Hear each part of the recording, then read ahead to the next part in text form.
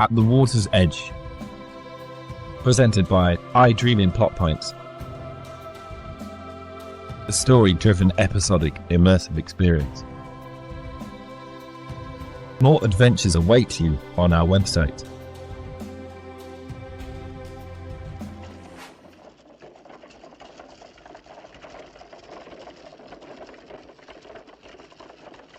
She glared at his back as he pulled the cart over the bumpy terrain of the forest floor. You left me. You left me alone with that pirate. Not by choice. Besides, when I was forced into temporary absence, I thought I had made it rather clear that you were to destroy his mind with your siren song. You were supposed to sing. I did. Then why was he not overcome? Perhaps the song does not work above water. Nonsense, it worked plenty on me. My sister Mia always was the stronger singer. And so it is said, the good Lord doesn't give with two hands. What does that mean? I reckon that despite everything, it's safe to say I've still made out fairly well. A wagon full of loot and a tidy little treasure riding atop. That's a compliment to you. You could say thank you. You've said something similar before. Before what? At the lake. Before our journey started. You said you cared not for doubloons, but you would take something of value, and then you snatched me up. Maya, that's all in the past. What did you mean then, and what do you mean now? I meant you were the treasure, of course. Can't you tell flirting when you hear it? You said I was of value. Why? Tell me. Because I had the same idea as those wicked carnival folk. The business proposal I offered that pirate was not out of thin air. I had hatched it when you were still sulking and stacking coins. Legends are told of your kind, but no one truly believes they genuinely exist. If one does, those who make such a claim are written off as loony or bonkers. But there I was, with a legitimate living myth sitting in front of me. Ripe for the plucking. Not just sitting, but begging to be taken. If I could find my way back to the ship with you in tow, it would matter not where I landed. I had the potential to be wealthy beyond my wildest dreams. All was going according to plan, until that cursed potion and you wishing for legs. If you wanted me to remain a mermaid so badly, why didn't you simply make that your wish when you drank? Instead of wishing to be able to swim. I didn't wish for anything. I only said that to get rid of that ruddy elixir and rid your mind of stupid notions. You liar. Yes, yes. Call me all the names you want. I hate you, Mortimer. You are bold. Too bold for your own good, you heartless harpy. You didn't think the elixir was poison. You wanted me to stay a mermaid so you could sell me. What does it matter now? I failed. The least you can do is show the smallest bit of gratitude that I even allow you in my company. Knights are supposed to be loyal, selfless. I never wanted to be a knight, nor did I ever try to become one. Knights are braggadocious simpletons from far too many hits to the brain. I left directly from my post at the counting house to that ship. But why? Because when my employer discovered that I had been nicking from the till my entire tenure, I needed to disappear, but quick. It was sheer luck that as I snuck through alleys to get to the harbor, an actual knight was having a private moment bathing in the water. Unbeknownst to him, I traded my clothes for his, and masqueraded to get on the first ship I saw. A reliable knight would be a much more welcome passenger than a fleeing criminal. So yes, I am a liar. An all-around cad. And here's something else you were spot on about. Your sister Mia is far more the fairer than you. I cannot begin tabulating what a pretty penny people would pay to have a proper eyeful of her. But then she wasn't the one throwing herself at me. But neither of you can hold a candle to your cousins Tina nor Tonya. By the stars, I still have visions of what might have been were they not bloodthirsty demons. You are not a knight, nor a man, but a snake. I am not a snake. Yes, you are.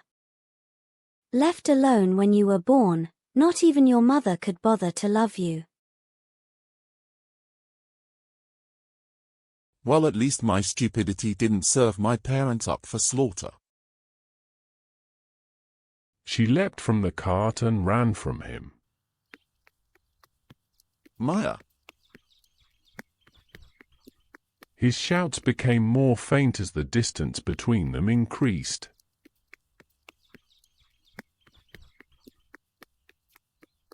Her speed was not as quick as she would have liked. But the irritating squeaks of the wagon made it evident he was still unwilling to ditch his earthly treasures. And so she ran on.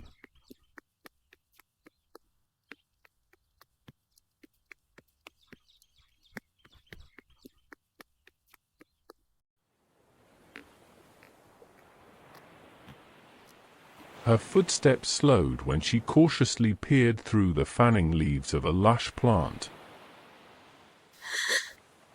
Though she was seeing it with her own eyes, it was difficult to believe. Water. Glistening and seemingly endless water lay before her, more beautiful than she had dreamed.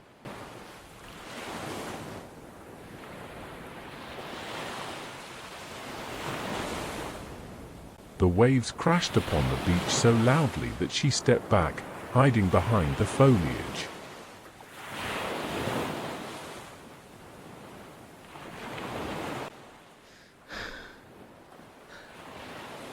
This is what you wanted.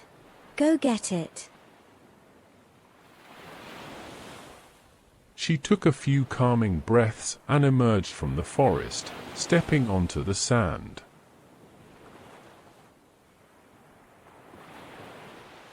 She smiled at its texture. So different from mud and muck. It was warm and soft. Each step forward, she sunk slightly, causing her to need to concentrate more carefully on her balance.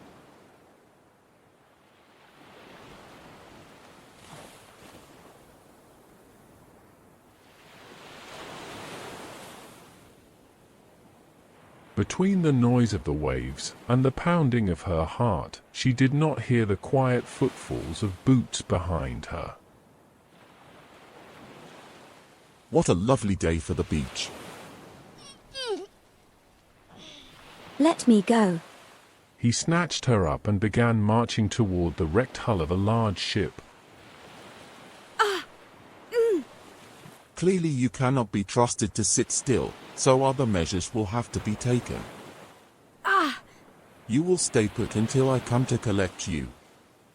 I need both hands to load the jewels in the rowboat, and I cannot do that whilst also wrangling you. You keep your jewels and let me go. I need both. I need the jewels so I might take care of you. I don't need you to take care of me. I'm swimming away. I haven't come this far to lose you now. You will not be swimming, nor will you be going anywhere else for that matter, not unless it is with me. He ducked through a gaping hole of the creaking ship.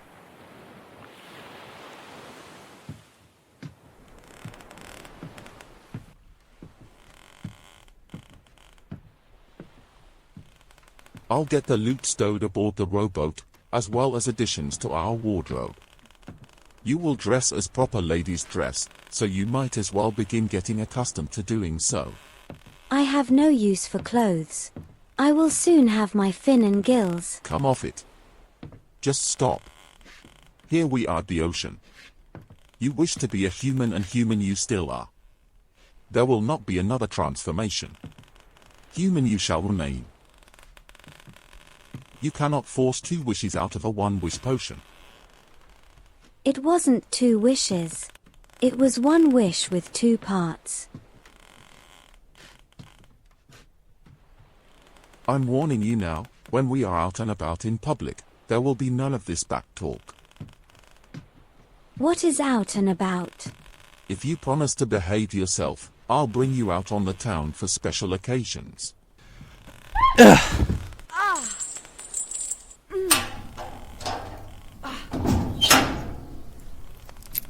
You will do as you are told from now on, and I don't want any fuss about it. Thomas, you can't do this. Stay. You stay there until I return. It's for your own good. Chained and locked inside the brig of the doomed ship, she felt an equal sense of dread as his boot steps disappeared.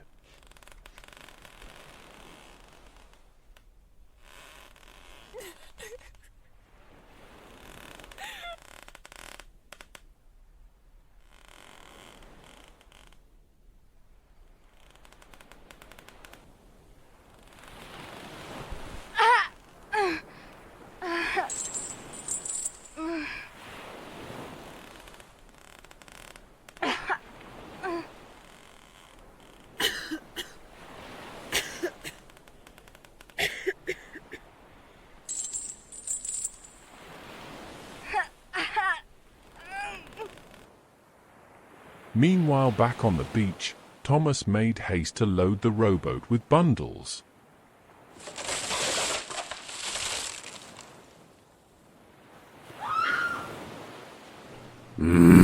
Good Lord, what's that girl shouting about now?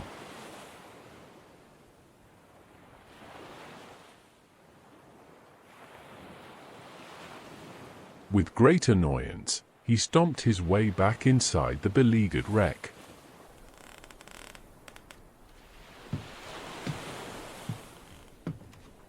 You miss me that much already?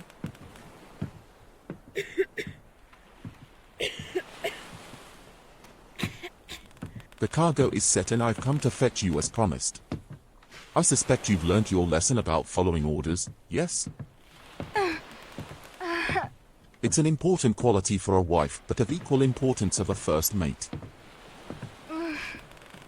The rowboat may not be impressive, but it's only a means to an end. A vehicle to get us aboard the now abandoned pirate ship. No need to worry about whether or not it's theft. The law of the sea clearly states that.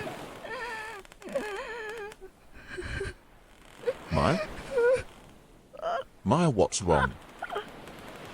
She clawed at her neck and ribs whilst convulsing and writhing on the floor. He unlocked the cell and dropped to his knees, ripping her shirt open to see gills reappearing. No, this can't be happening. This is some sort of trick. You're human now. You stay human. Stop this right now, do you hear? I can't breathe. Water. I need water. I need the ocean. You promised. You promised me.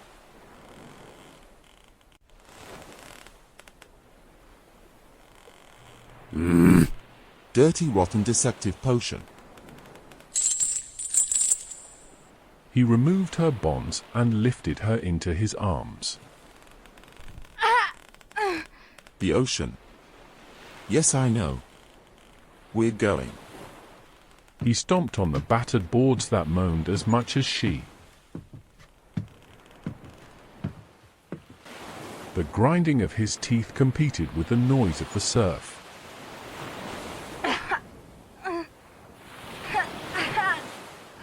He waded into the water, clutching her closer to him the deeper he strode. You have your water. You're safe in my arms. Everything's all right now. You have to let me go. I can't. Not ever. He attempted to kiss her, and she screamed in pain. Her legs cramped and her feet turned to fins. Scales instead of skin turned slippery in his hands, and she pushed out of his grasp.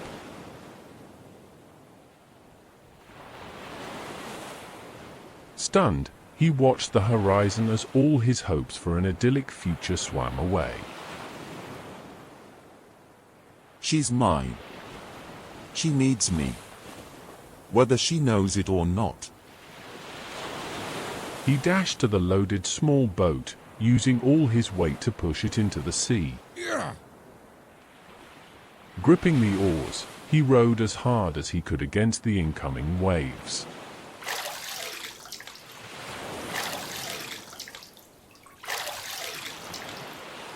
He crashed through the white water and made it out past the breakers.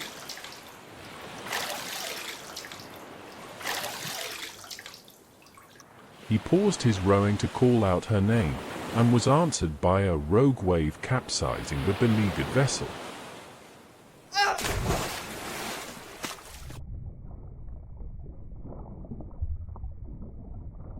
The force of the pounding water pushed him downward in the churning deep.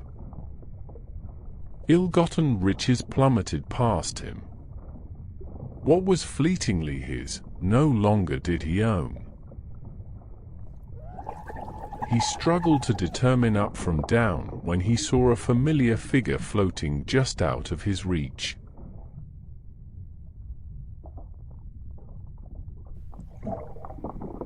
Summoning all the strength his arms and legs could muster, he swam downwards and seized the drifting damsel. She did not struggle. She did not protest.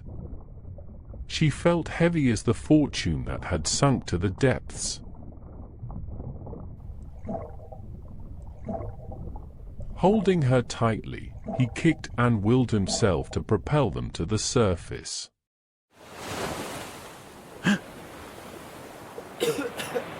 Propping her over the toppled boat, he struggled to catch his breath.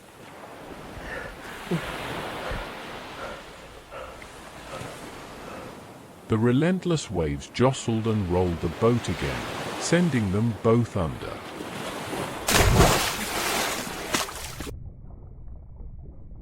Grabbing hold of her wrist, he clutched a trailing rope with the other. The chaotic current spun the vessel, dragging them as well.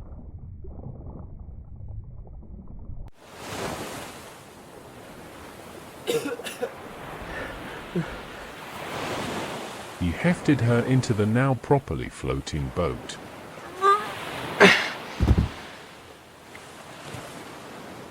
Maya? Maya, speak to me. Why does it burn? He climbed aboard just as it was pushed by rushing white water.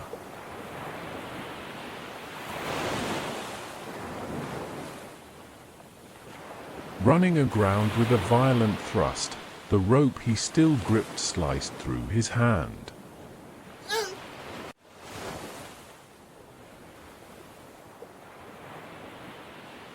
Her gills struggled, her eyes half closed. Scooping her up in his arms, he laid her onto the sandy beach.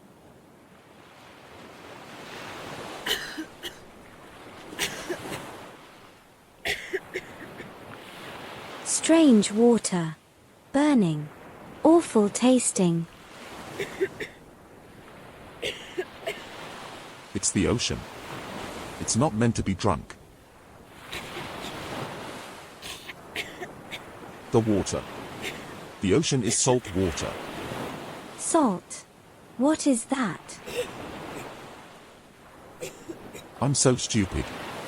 You're right, humans are stupid. I should have told you, but the thought never even crossed my mind.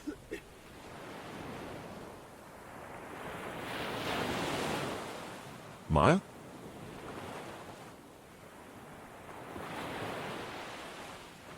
Maya, look at me.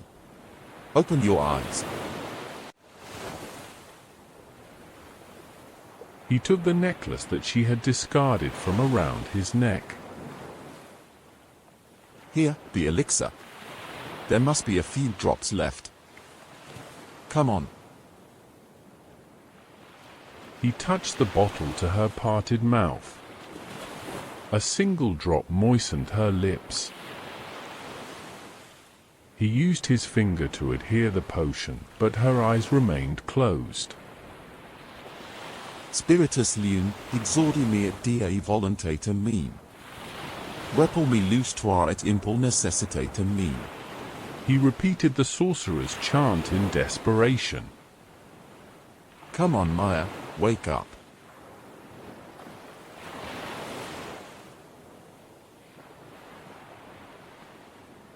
Water. I'll find you fresh water. Into his arms she was lifted as he stood in the soggy sand.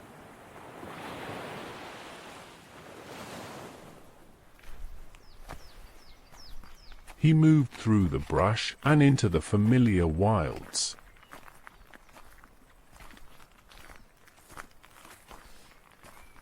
These woods, flush with trees and greenery. There must be fresh water nearby. There must.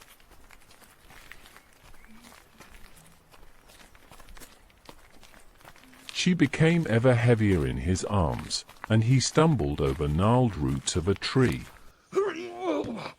The two of them tumbled to the ground into the mud. Mud? Where there's mud, there's water. Pushing himself up to his knees, he dipped his cupped hands into the water streaming past. It's fresh, Maya. Fresh water.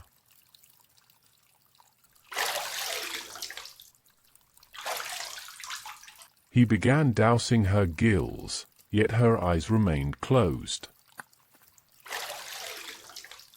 I'll save you. I can fix this.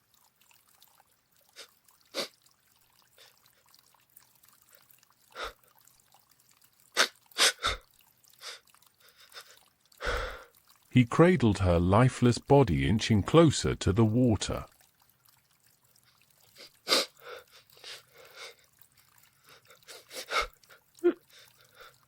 Barely able to see through his tears, he wrapped his arm around her waist as he gripped onto a hanging vine and entered the cold water.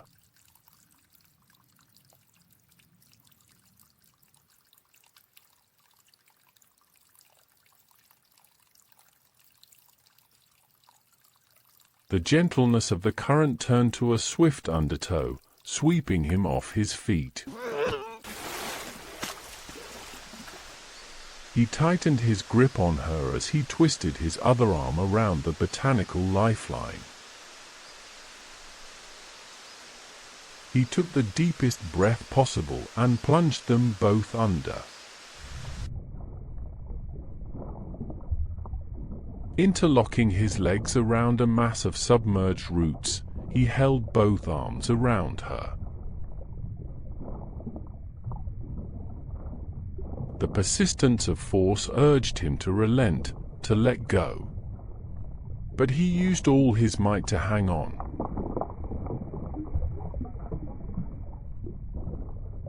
He shut his eyes tight, begging the magic that had helped her before to do so again.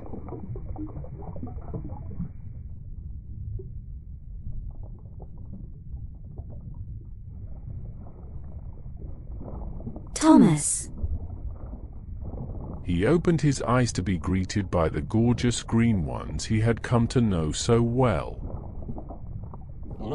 He attempted to speak, releasing all his air as well as his grip. Her eyes became horrified when he was wrenched away from her.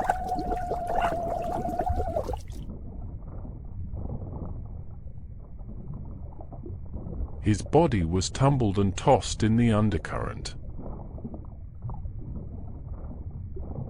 Exhausted and losing consciousness, he resigned himself to his fate.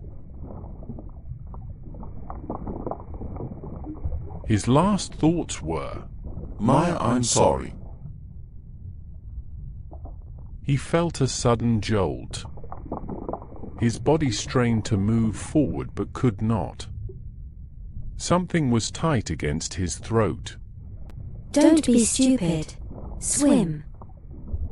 He forced his legs and arms to kick and pump in synchronized motions, the grip around his throat loosening. Harder. You can do it. He struck out with more deliberate purpose, beginning to move against the current. Yes. Yes, that's the way. His head burst through the surface and he gulped at the air. He turned in her grip and she moved her arm to wrap around his torso. With him flapping his arms and her pumping her tail, they made it to the rocks. Get up. Climb. His fingers clawed at the jagged rocks, cutting his skin. He growled in frustration and pulled himself onto the slippery surface. Maya, we made it.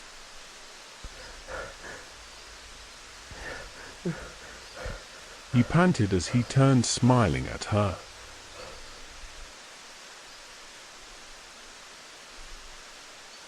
There was no answer. There was no sight of her. He staggered to his feet, limping along the shoreline, scanning the water and shouting her name.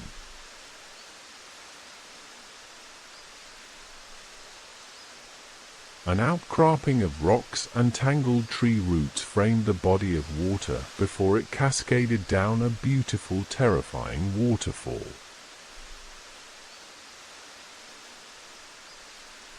He moved closer to the crest of the falls and the deafening water. Through the mist, he saw the sun creating a rainbow.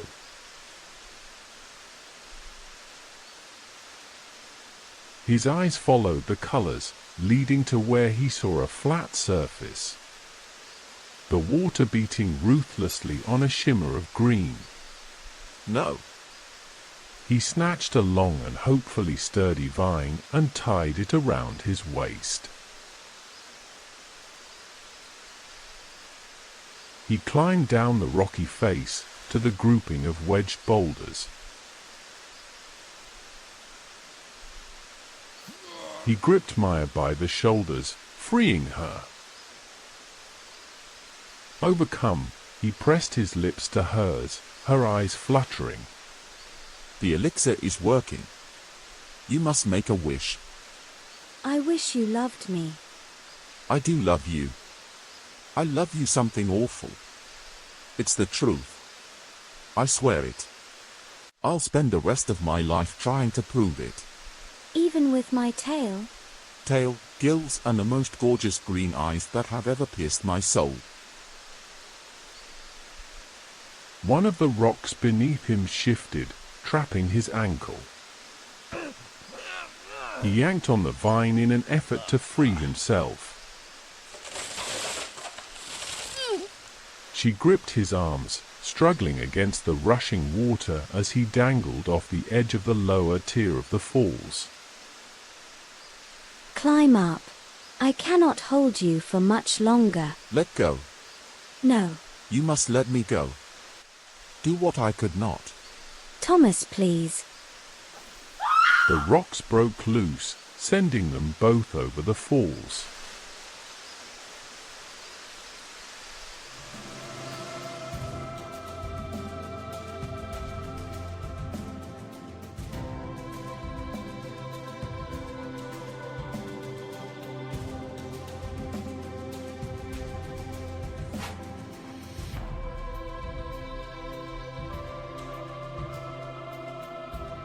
Thank you for listening to this episode of At the Water's Edge. Please visit our website for more storytelling experiences.